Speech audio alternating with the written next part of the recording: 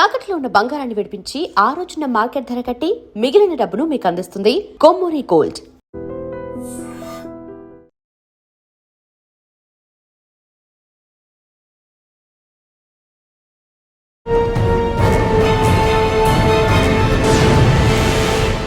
Welcome to I dream. ప్రస్తుతం మన కర్రెగుట్ల ఉన్నాం.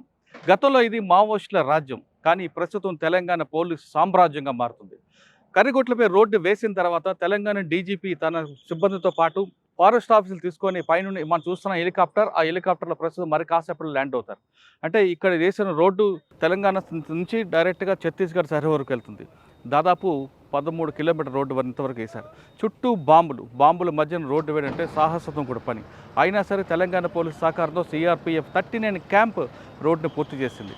ఇప్పుడు మనం చూస్తున్న హెలికాప్టర్లో, ప్రత్యేక హెలికాప్టర్లు హైదరాబాద్ నుంచి తెలంగాణ డీజీపీతో పాటు ఎస్ఐబి, అదేవిధంగా ఇంటెలిజెన్స్ బ్యూరో, వాళ్ళతో పాటు ఫారెస్ట్ ఆఫీసర్స్ అంటే పీసీసీ చీఫ్ కూడా మేడం కూడా వస్తున్నారు. వచ్చిన తర్వాత ఇక్కడ ల్యాండ్ అవుతారు. ల్యాండ్ అయిన తర్వాత ఇక్కడ రిసార్ట్ పెట్టడం చూస్తున్నారు. అంటే ఇక్కడ వీళ్ళందరూ రావడానికి ప్రధాన కారణం కర్రెగుట్ల అనేది మరికొన్ని రోజుల్లో టూరిస్ట్ హబ్గా మారుతుందని దాంట్లో ఎలాంటి సందేశం లేదు. వీళ్ళందరూ ఇక్కడికి వచ్చిన తర్వాత ఫారెస్ట్ ఆఫీసర్ చూసి ఇక్కడ రిసార్ట్స్, వాటర్ ఫాల్స్ పెట్టడం కాకుండా ఇలాంటి కార్యక్రమం పెడితే ఇంత బాగా వస్తుందనే విషయాన్ని ఇక్కడ సర్వే చేస్తున్నారు. ఇక్కడ వాచ్ టవర్ పెడుతున్నారు, అదేవిధంగా వ్యూ పాయింట్ కూడా పెడుతున్నారు. పెట్టిన తర్వాత మరికొన్ని రోజుల్లో ఇక్కడ టూరిస్ట్ హబ్ రెడీ అవుతుంది. రెడీ అయిన తర్వాత టూరిస్టులు అందరూ రావచ్చు అన్నది స్పష్టంగా తెలుస్తుంది. ఇప్పుడు ప్రత్యేక చాపర్లో డీజీపీ గారు, అదేవిధంగా ఎస్ఐబి చీఫ్తో పాటు ఇంటెలిజెన్స్, ఎడిషనల్ డీజీ ఇంటెలిజెన్స్, ఆయనతో పాటు చంద్రశేఖర్ రెడ్డి గారు, పిసిసి చీఫ్ మేడంతో పాటు మరికొన్ని ఆఫీసర్లు ల్యాండ్ అవుతున్నారు. ఇక్కడ ల్యాండ్ అయిన తర్వాత ఇక్కడ ఒక శంకుస్థాపన కార్యక్రమం చేపట్టి ఆయన తర్వాత ఇక్కడ ఐ క్యాంప్ పెడతారు. ఐ క్యాంప్తో పాటు పెట్టి అక్కడ డీజీపీ రెడ్డి గారు హెలికాప్టర్ ఏరువేతకైనా లేదు, ప్రజలకేం సంబంధం ఉందా, ఇది ప్రజలకు ఉపయోగం కాదు, కేవలం కార్పొరేట్ సంస్థలకు పనికొచ్చడానికి అని కొంతమంది విమర్శిస్తున్నారు. అలాంటి వాళ్ళకి మీరు ఇచ్చే సమాధానం? కార్పొరేట్ వాళ్ళకి ఏం సంబంధం లేదు, ఇది కేవలం ప్రజల కోసం ఇస్తున్నారు. అభివృద్ధికి దూరంగా ఉన్నారు వీళ్ళు, సంక్షేమ కార్యక్రమాలకు దూరంగా ఉన్నారు. సార్ రోడ్లు వేశారు, రోడ్లతో పాటు మీరు కొన్ని సంక్షేమ కార్యక్రమాలు చేస్తారు. ఆటో కొన్ని ఇవ్వడం, బుల్లెట్ ఇవ్వడం, బైక్ ఇవ్వడం కానీ, లేదా కొన్ని హోమ్ అప్లయన్స్ ఇవ్వడం, దాని వెనక ఉద్దేశం? రోడ్ ఇచ్చినంత మాత్రాన ఆ ట్రాన్స్పోర్టేషన్ పెరుగుతుందని చెప్పలేము. హెల్త్ ఫెసిలిటీస్ దూరంగా ఉన్నారు, జనరల్గా ఉండేటువంటి ఫెసిలిటీస్ దూరంగా ఉన్నారు. వాళ్ళకు ఒక వెహికల్ ఇస్తే సార్ చాలామంది పార్టీ సెక్రటరీ వరకు మిగతా లొంగిపోయారు. ఇంకెంతమంది లొంగిపోయే అవకాశం? ఇంకా త్వరలో నేను అనుకుంటున్నాను 30-40 మంది వరకు వస్తారు. అందులో గణపతి కూడా ఉన్నాడు, ఆయన ఫార్మర్ జనరల్ సెక్రటరీ, ఆయన కోసం ప్రయత్నం చేస్తున్నారు. దేవ్జీ లాంటి వాళ్ళు అరెస్ట్ అంటున్నారు. అరెస్ట్ అంటే జైల్లో ఉండాలి కదా, బయట ఎందుకంటే ఆయనకు ఉన్నటువంటి సమస్యలు ఏమున్నాయో అది చెప్పలేం కదా. అంటే మరి అంత పెద్ద మంది సరెండర్ అయితే రావడం ఏంటి అని చెప్పి క్వశ్చన్ చేస్తాడేమన్న భయంతో అంటున్నాడు. అంటే మావోయిస్ట్ రహిత తెలంగాణ రాష్ట్రంగా ప్రకటించే అవకాశం చెప్పారు. సో కాబట్టి ఇప్పుడు గట్టి గంట పదంగా చెప్పొచ్చు ఫారెస్ట్.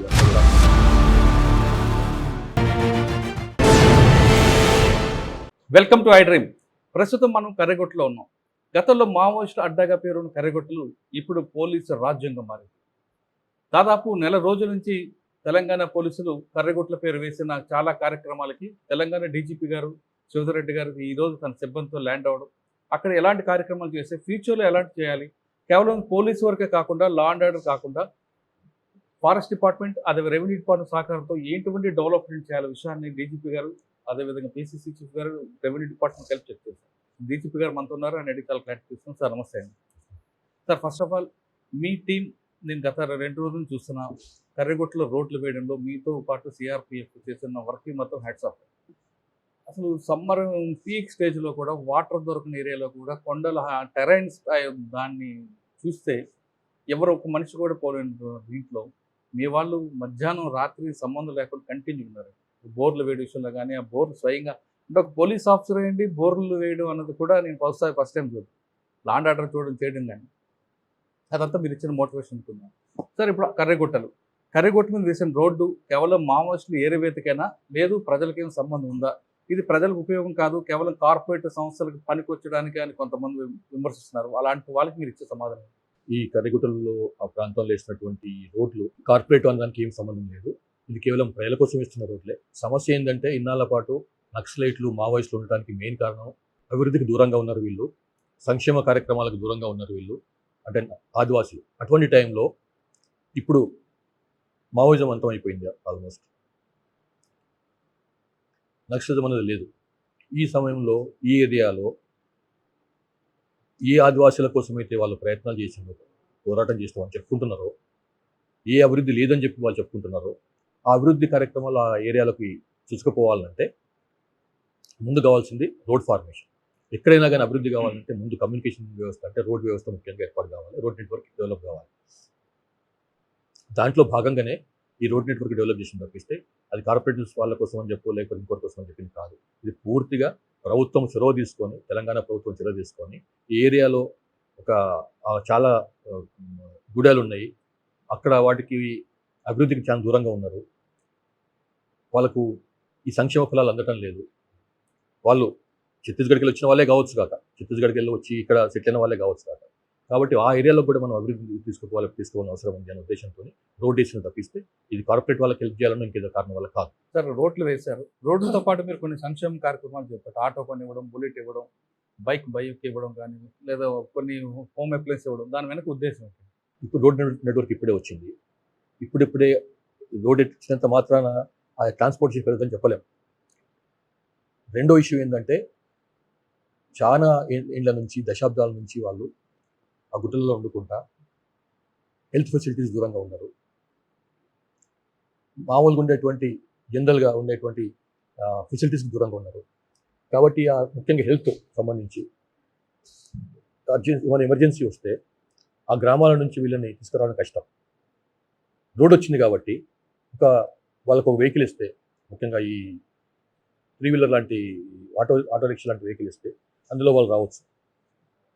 రెండోది, ఏమైనా సామాగ్రి కొనుక్కోవాలన్నా కానీ, దగ్గరలో ఉన్నటువంటి షాండీలో కానీ, అంగళ్ళల్లో కానీ మనం సామాన్ కొనుక్కోవాలనుకున్నా కానీ, లేకపోతే ఏమన్నా సౌదలు తెచ్చుకోవాలనుకున్నా కానీ, గ్రాసరీ తెచ్చుకోవాలనుకున్నా కానీ, కూరగాయలకు అవసరం ఉన్నా కానీ వాళ్లకు ఇది బాగా పనికొస్తుంది. ఇంతకుముందు గుట్టలలో రోజుల తరబడి, గంటల తరబడి మార్నింగ్ బయలుదేరితే ఈవినింగ్ చేరుకునే వాళ్ళు.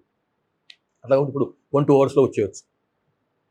సో ఆ కారణం వలన ఆ మొత్తం కమ్యూనిటీకి, ఒక వ్యక్తికి కాకుండా ఆ కమ్యూనిటీ మొత్తం, ఆ ఊరు మొత్తానికి, ఆ కమ్యూనిటీ మొత్తానికి ఆ ఆటోని ఇచ్చినాం. అట్లాగే ఆటోస్ కొన్నిసార్లు ఆటో కంటే ఎక్కువ కొన్ని 2-వీలర్ అవసరం ఉండొచ్చు, కొన్ని దానికి అర్జెంట్ కొనుక్కరావడానికి కానీ ఇంకేదైనా కాదు. అందుకోసం అని చెప్పి ఆ కమ్యూనిటీకి ఒక 2-వీలర్ కూడా ఇచ్చినాం అనమాట. ఆ ఉన్నటువంటి ఆ కమ్యూనిటీలో ఉన్నటువంటి వాళ్ళు, ఆదివాసీ కమ్యూనిటీలో ఉన్న ఆ గూడెంలో ఉన్న వాళ్ళు 2-3 డ్రైవింగ్ నేర్పించేసి, ఆటో నడపడానికి కానీ, 2-వీలర్ నడపడానికి కానీ వాళ్ళకు లైసెన్స్ కూడా ఇప్పించేసి వాళ్ళతో ఈ పనులు చేసుకోవడానికి పనికొస్తున్న ఉద్దేశంతో చేయించడం అనమాట.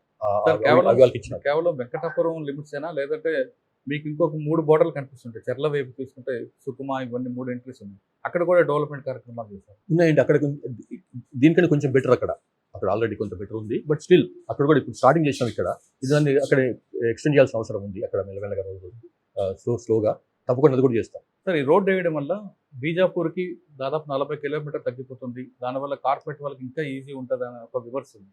అది కరెక్ట్ కాదు. ఇది ప్రతి డెవలప్మెంట్ కనుక కూడా ఎప్పుడైనా కానీ చూడండి, తెలంగాణలో ఫర్ ఎగ్జాంపుల్ ఒక 30 ఏళ్ల కింద, 20 ఏళ్ల కింద ఎట్లుండే, ఇప్పుడు ఎట్లా ఉన్నది పరిస్థితి. రోడ్ నెట్వర్క్ వచ్చింది, కమ్యూనికేషన్ సిస్టమ్స్ పెరిగిపోయినాయి. దాని అర్థం ఇక్కడ కార్పొరేట్ సెక్యూరిటీ ఏమన్నా దానికోసం చేసినామా, అది ప్రజల కోసం చేసింది కదా. అట్లాగే ఇక్కడ కూడా అంతే. అది ఒక రకమైనటువంటి కొన్ని వీళ్ళ అమాయకులైనటువంటి వాళ్ళకు కొంత రెచ్చగొట్టి, మీరు ఇక్కడ వస్తున్నటువంటి డెవలప్మెంట్ అది మీకోసం కాదు, ఇంకోరి కోసం, ఇది పోలీసులు ఫోర్స్ ఎక్కువ పెట్టడానికి చేస్తుందని. ఇంతకంటే ఎక్కువ పెడతారంటే ఆల్రెడీ లాస్ట్ 3-4 ఇయర్స్ మీరు చూశారు పోలీస్ ఫోర్స్. అంతకంటే ఎక్కువ పెట్టడానికి ఏం లేదు అక్కడ. కాబట్టి అది సరైన వాదం కాదు.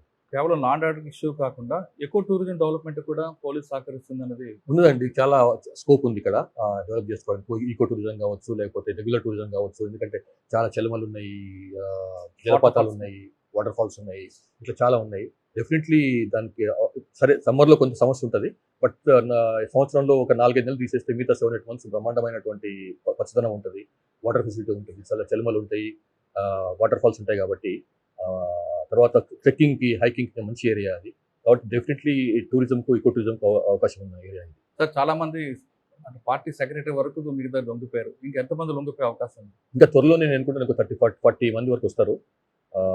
ఆల్రెడీ మాతో కాంటాక్ట్లో ఉన్నారు, త్వరలోనే వచ్చేస్తారు వాళ్ళు. ఇంకా తెలంగాణ నుంచి ఇంకా 6 మంది యూజీలో ఉన్నారు, వాళ్ళు కూడా ట్రై చేస్తున్న వాళ్ళ కోసమని కూడా. అందులో గణపతి కూడా ఉన్నాడు, ఆయన ఫార్మర్ జనరల్ సెక్రటరీ, ఆయన కోసం కూడా ప్రయత్నం చేస్తున్నాము. హోప్ఫుల్లీ వస్తుంది అనుకుంటున్నాము. ఇప్పటికే 2-3 సార్లు మనం కాల్స్ ఇచ్చినాము రమ్మని చెప్పి. ఇప్పుడు కూడా మరొకసారి మీ ద్వారా మరొకసారి పిలిపిస్తున్నాను. వచ్చి బయటకు వచ్చి ప్రభుత్వం ముందుకు వస్తే బాగుంటుంది. ఆయనకు కావాల్సినటువంటి సౌకర్యాలు, ఆయనకు హెల్త్ సంబంధించిన ఇష్యూస్ అవన్నీ కూడా విల్ టేక్ కేర్. సార్ మీరు లొంగిపోయిన అంటున్నారు, కానీ వాళ్ళు అరెస్ట్ అంటున్నారు, ఏది కరెక్ట్ అంటారు? దేవ్జీ లాంటి వాళ్ళు అరెస్ట్ అంటున్నారు. అరెస్ట్ అంటే జైల్లో ఉండాలి కదా, బయట ఎట్లుంటారు? జైల్లో లేరు కదా, మరి దాంతో అర్థమైపోతుంది కదా మీకు. అంటే ఆ రోజు సరెండర్ అన్నారు, తర్వాత మనం అరెస్ట్ అంటున్నాడు, ఎందుకంటే ఎవరన్నారు? దేవ్జీ. అది ఆయన ఇష్టం, ఎందుకంటే ఆయనకు ఉన్నటువంటి సమస్యలు ఏమున్నాయో అది చెప్పలేం కదా. ఎందుకంటే మరి అంత పెద్ద మనిషి సరెండర్ అయితే రావడం ఏంది అని చెప్పి క్వశ్చన్ చేస్తారేమన్న భయంతో అట్లా అంటున్నాడేమో. అంటే ఒకవేళ అరెస్ట్ అయితే ఆయనకి ఇవ్వాల్సిన రివార్డ్ రాదేమో. రాదు కదా మరి, కాబట్టి అరెస్ట్ కాదు. ఇచ్చినాం కదా, 25 lakhs తీసుకున్నారు కదా. సార్ మొత్తం 6 రాష్ట్రాల్లో ఉన్న పార్టీ క్రమేపీ తెలంగాణ, ఒకప్పుడు తెలంగాణకి అడ్డంగా ఉండేది, క్రమేపీ పూర్తిగా తెలంగాణ జీరో అయిపోయింది. అంటే మావోయిస్ట్ రహిత తెలంగాణ రాష్ట్రంగా ప్రకటించే అవకాశం 100% చెప్పొచ్చు. ఇప్పుడు మావోయిస్టులు ఇంతకుముందే కాదు, లాస్ట్ 15 years నుంచి 2010 తర్వాత మావోయిస్టులు తెలంగాణ వదిలిపెట్టిపోయింది. అయినప్పటికీ కూడా మొత్తానికి తెలంగాణ వదిలిపెట్టిపోతే ఇక్కడ పుట్టిన గడ్డలో బాగుండనే ఉద్దేశంతో అప్పుడప్పుడు వచ్చిపోయేవాళ్ళు. సంవత్సరంలో 1 నెల రోజులు 2 నెలల పాటు తిరిగేసేసి మేము ఉన్నాము అనే ప్రజెన్స్ చూపించుకోవడానికి వచ్చిపోయేవాళ్ళు. సో అట్లా కాబట్టి మనం పూర్తిగా మావోయిస్ట్ రహిత స్టేట్ చెప్పడానికి వీలు లేకుండా అప్పుడు. కానీ ఇప్పుడు 100% ఇప్పుడు తెలంగాణ స్టేట్ కమిటీ అనేది లేదు. తెలంగాణ స్టేట్ కమిటీలో పనిచేసినటువంటి ములుగు కమిటీలు కానీ, కొత్తగూడెం కమిటీ కానీ, భూపాలపల్లి కమిటీ కానీ, ఆసిఫాబాద్ కమిటీ కానీ, మంచిర్యాల కమిటీలు కానీ అవన్నీ కూడా క్లోజ్ అయిపోయినాయి. కాబట్టి ఇప్పుడు గంట పదంగా చెప్పొచ్చు, ఇది మావోయిస్ట్ రహిత రాష్ట్రం. సార్ మావోయిస్ట్ రహితంగా అంటే ఉంది, కానీ ఈ సమస్య ఇంకో రూపంలో తిరిగే అవకాశం ఉందంటారు, వేరే రకంగా? సరే, అది ఇంకా ఇప్పుడే రాదు అనుకోను. ఎందుకంటే అన్ని ప్రభుత్వాలు కూడా, ముఖ్యంగా రాష్ట్ర ప్రభుత్వం, కేంద్ర ప్రభుత్వాలు కూడా డెవలప్మెంట్ ప్లాంట్ మీద బాగా పెద్ద ఎత్తున పనిచేస్తున్నాయి కాబట్టి రాకూడదని అనుకుంటున్నాం. కానీ సమస్యలు ఎట్లా ఉంటాయి? ఇంత పెద్ద దేశం ఇది, 140 crores పాపులేషన్ ఉన్న దేశం ఇది. అందులో సమస్యలు తప్పకుండా ఉంటాయి. కానీ సమస్యలు ఇంత మాత్రం తుపాకి పట్టుకుంటామంటే అది కరెక్ట్ కాదు. సార్ ఇప్పుడు దాదాపు 6 ఉన్నారు సెంట్రల్ కమిటీ నుంచి, తెలంగాణ నుంచి ముప్పాల లక్ష్మణరావు గారు, గణపతిలు ఉన్నారు. వాళ్ళతో పాటు ఉన్న ఒక 20 మంది కానీ రావాలంటే తెలంగాణ ప్రభుత్వం వాళ్ళకి ఎలాంటి ఉపాధి కల్పిస్తుంది? అంటే ముఖ్యమంత్రి గారు చెప్తున్న చాలా విషయాలు కనిపిస్తాయి. అంటే ఉపాధి అనేది కాదు, వాళ్ళకు మంచి జీవితం గడిపేందుకు కావాల్సినటువంటి సౌకర్యాలు కల్పిస్తాము. వాళ్ళ పని ముందు మెయిన్గా ఏంటంటే పోలీస్ కేసులు ఉండవు. అంతకంటే పెద్ద సౌలభ్యం ఇంకేం కావాలి వాళ్ళకు, ఒకటి. రెండోది, వాళ్ళ మీద ఉన్నటువంటి ప్రకటించినటువంటి ఏదైతే రివార్డు ఉందో అది మొత్తం వాళ్ళకి ఇచ్చేస్తున్నాము. తర్వాత వాళ్ళకి ఏదన్నా చదువుకుంటాం, ఇంకా చదువుకోవాలి, మేము పర్సూ చేస్తాము. మా ఎడ్యుకేషన్ అనుకుంటే అవసౌకర్యం కల్పిస్తాము. తర్వాత ఆరోగ్యపరమైనటువంటి సమస్యలు ఏమైనా ఉంటే దానికి సంబంధించి ఆల్రెడీ ఉన్న వాళ్ళకి ట్రీట్మెంట్ మేము ఇచ్చినాము. దేవజీ కూడా సహా అందరికీ ఎవరికైతే ప్రాబ్లమ్ సమస్యలు ఉన్నాయి అందరికీ కూడా ట్రీట్మెంట్ ఇచ్చినాము. బట్ వాళ్ళు కూడా మీరు మంచి హాస్పిటల్లో ట్రీట్మెంట్ ఇస్తాం. నిమ్స్లో కోసం అని చెప్పి వాళ్ళకి ఆరోగ్య కార్డు కూడా తీసుకున్నాం, నిమ్స్లో ట్రీట్మెంట్ ఇచ్చేందుకు అని చెప్పి. వాళ్ళకి ఆ జీవో కూడా వస్తుంది కదా, ఇవాళ రేపు ఆధార్ కార్డులో కూడా ఇస్తున్నాం. అవి కూడా ఇస్తాం. కాబట్టి ఇంక సమస్య ఏముంది? ఇంకో పైకి వాళ్ళు సొసైటీలో నార్మల్ సిటిజన్ లాగా గడిపోవచ్చు. కానీ కొంతమంది యువత ఆ భావజాలంతో వెళ్ళే అవకాశం కనిపిస్తుంది. ఇప్పుడు ఆపరేషన్ కగార్ నడుస్తుంది. ఎక్కడైతే కొన్ని ప్రాంతాల్లో పోలీస్ క్యాంప్స్ ఉన్నాయి కాబట్టి నిశ్శబ్దంగా ఉంది. పోలీస్ క్యాంప్స్ రిమూవ్ అయితే మళ్ళీ ఒకసారి వస్తారా అనేది ఒక, అంటే అట్లా అంటూ ఉండొచ్చు, ఎలిమెంట్స్ ఉండొచ్చు, కాదని చెప్పలేము. కొంత ఉండొచ్చు, సరే ఇంకా ఉంటే బాగుండేది, వాళ్ళు ఉంటే బాగుండేది అనుకున్న వాళ్ళు ఉండొచ్చు.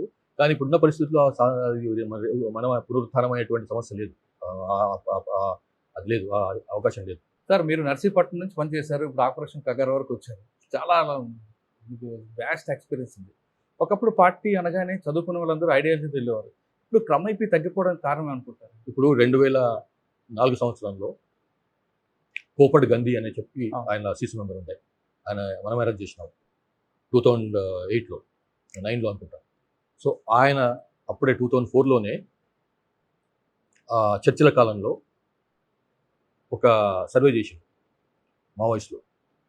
చర్చలు ఒకటి జరుగుతుంటే ఇంకొక survey, social investigation of Telangana అని చెప్పి, అదొక 57-58 పేజీల సర్వే రిపోర్ట్ అది.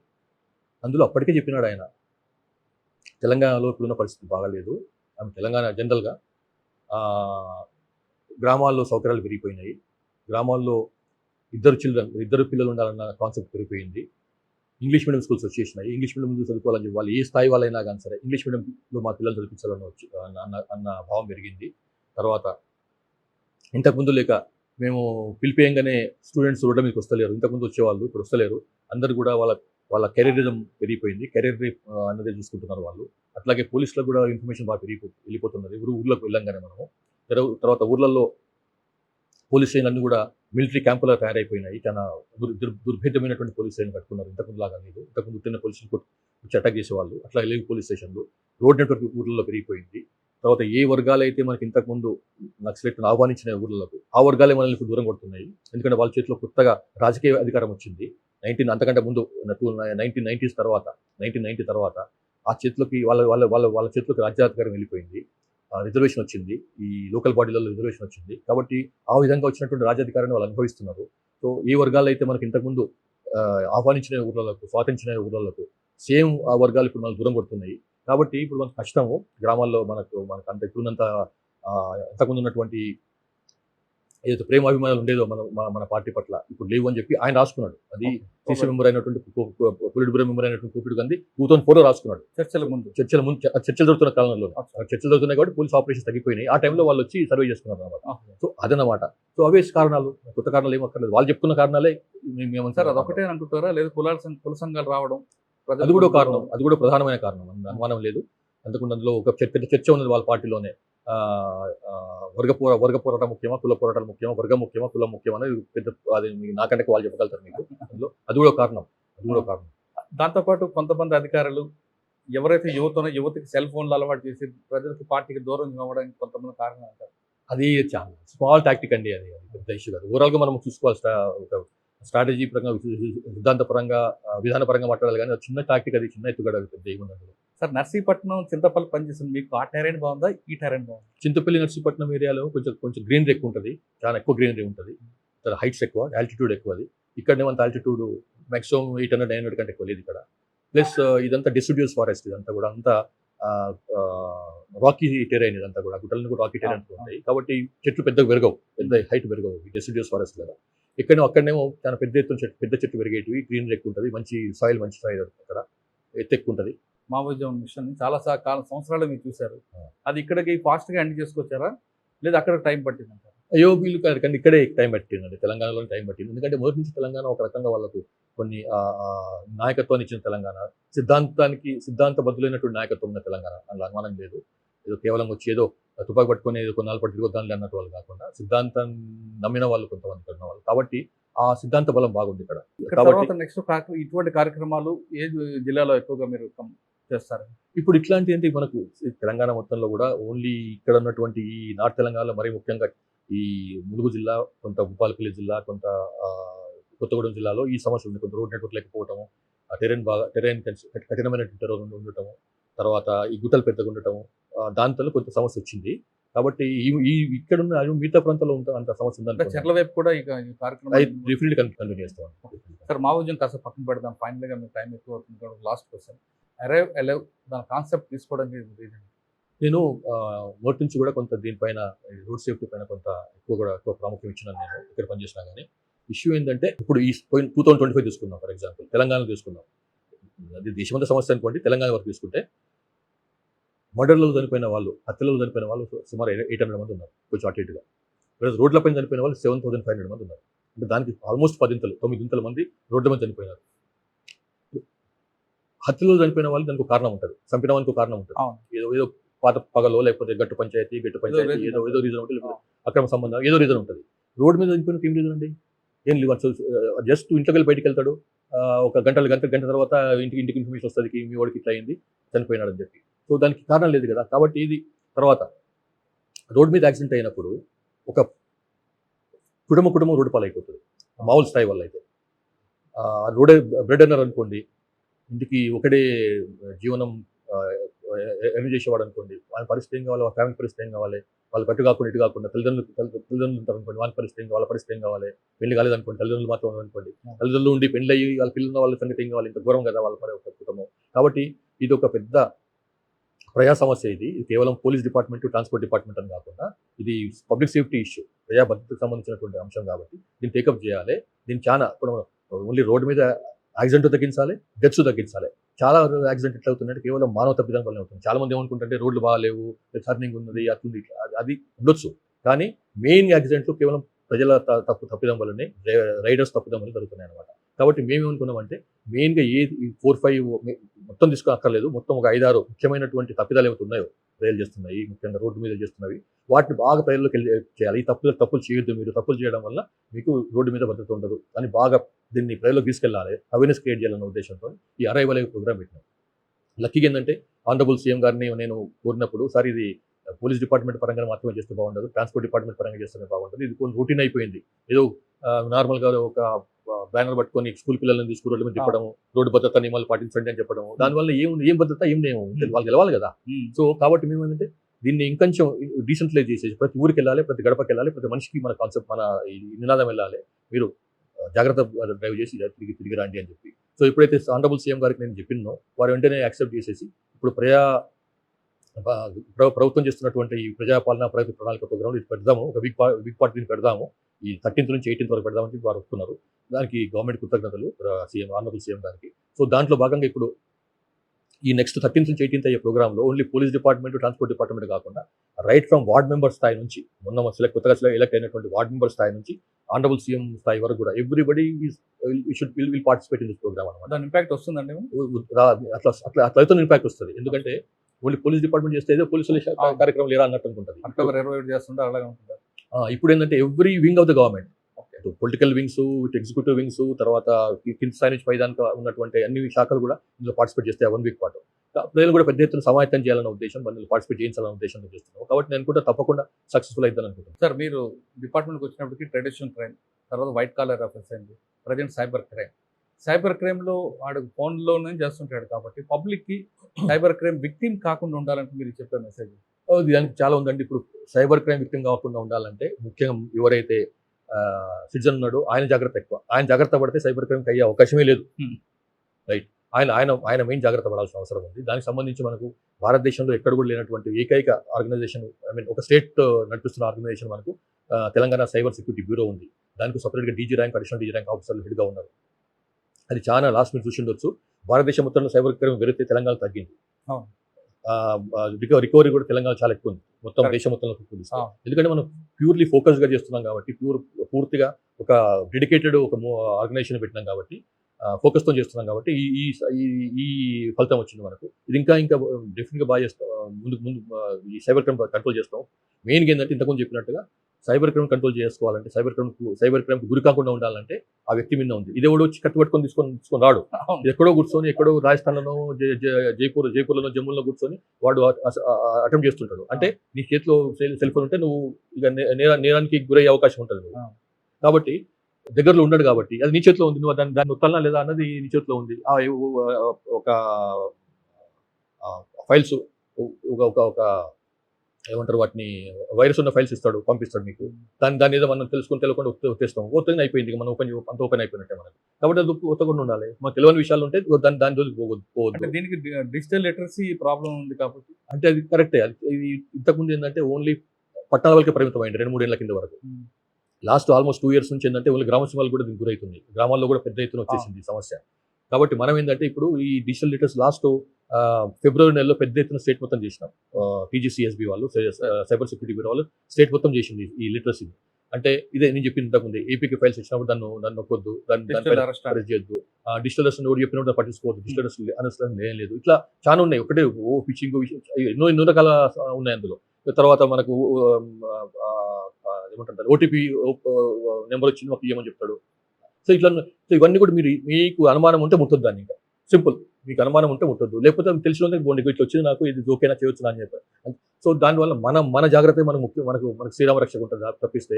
ఎందుకంటే ఇది ఫిజికల్ అఫెన్స్ కాదు, ఇది సైబర్ అఫెన్స్. ఫిజికల్ అఫెన్స్ అయితే వచ్చి కత్తి పట్టుకోను, తుపాకి పట్టుకోను, బెదిరించవచ్చు, ఇంట్లో దూరపడి తీసుకుపోవచ్చు. ఇది అట్లా కాదు కదా, మన తప్పులనే ఉంటుంది. మనం కనుక జాగ్రత్త ఉంటే అసలు తప్పు చేసే అవకాశం ఉండదు మనకు. కొంతమంది పార్టీలు అందరూ చాలా మంది వచ్చేసారు, సరెండర్ అయ్యారు, అరెస్ట్ చేస్తున్నారు. కానీ పార్టీ చెప్పిందని మేము వాళ్ళకి అన్నం పెట్టామనో ఇంకో చేసామని మమ్మల్ని తీసుకెళ్లి జైల్లో పెట్టారు గతంలో. ఆ విధంగా జైల్లో మగ్గిపోతున్న మమ్మల్ని భారత పౌరులుగా గుర్తించి తెలంగాణ ప్రభుత్వం మమ్మల్ని సహకరించి బయటికి తీసుకొస్తే మేము హాయిగా ఉంటామని కొంతమంది కోరుకుంటున్నారు. నాకు తెలిసినంత వరకు అయితే తెలంగాణలో అట్లాంటి వాళ్ళు ఎవరు లేరండి. నాకు తెలిసినంత వరకు అయితే పాత కేసులలో అరెస్ట్ అయి ఉన్న వాళ్ళు అంటే యూజీ ఉండి చాలా పెద్ద స్థాయిలో ఉన్న వాళ్ళు ఉంటే ఉండొచ్చు, కొంతమంది ఒకరు ఉండొచ్చు. కానీ ఇట్లా కింది స్థాయిలో బుగబెట్టిన వాళ్ళం అని చెప్పు, లేకపోతే ఆ భోజనం పెట్టినామని చెప్పు, నీళ్ళు పోసినామని చెప్పు, అట్లాంటి వాళ్ళు అసలు లేరు తెలంగాణ. అసలు అప్పుడు కూడా మనం పెద్ద సీరియస్ తీసుకోలేదు, ఇప్పుడు అసలే సీరియస్ తీసుకోవాలి. మొత్తం మీద తీసుకుంటే తెలంగాణలో రాబోయే కాలం కూడా మంచిది. ఇప్పుడు మాత్రం తెలంగాణలో మావోయిస్టు రహిత తెలంగాణ రాష్ట్రం అంటున్నారు డీజీపీ శివధర్ గారు. అంతేకాకుండా మావోయిజం కాదు, ప్రస్తుతం సైబర్ క్రైమ్ ఉంది కాబట్టి సైబర్ క్రైమ్లో మన చేతిలో ఉంది కంట్రోల్ అవ్వాలంటే, కాబట్టి సెల్ ఫోన్ వాడేటప్పుడు జాగ్రత్తగా ఉండంటూ డీజీపీ గారు చెప్తున్నారు. ఇది డీజీపీ గారు తెచ్చిన వచ్చే వారం మరో విషయాలు మళ్ళీ కలుద్దాం. అంతగా నమస్తే. Thank you sir. Thank you. iDreams, this police diaries is something very, very valuable towards that. I must really appreciate Murali, your insights. iDreams founder and CEO చిన్న వాసుదేవ్ రెడ్డి గారితో మురళీధర్ క్రైమ్ స్టోరీస్ చాలా ఫేమస్ అయిపోయినాయి. Gautam Savan garu and Satyanar sir. Good. Well done. I congratulate him for doing so well, and I congratulate him his boss also. So well.